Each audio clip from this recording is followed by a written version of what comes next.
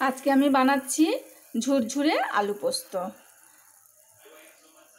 আলুটাকে আমি কেটে সেদ্ধ করে নিয়েছি নুন আর হলুদ দিয়ে। এর মধ্যে একটু কালো জিরে দিয়ে দিয়েছি। এবার আমি এই সেদ্ধ করা আলুটা দিয়ে দেব।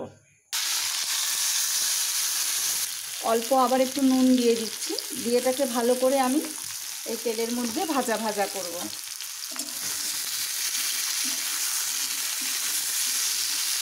আলুটা লাল করে ভেজে নিয়েছি। এবার আমি এই বেটে রাখা পোস্তটা দিয়ে দিলাম।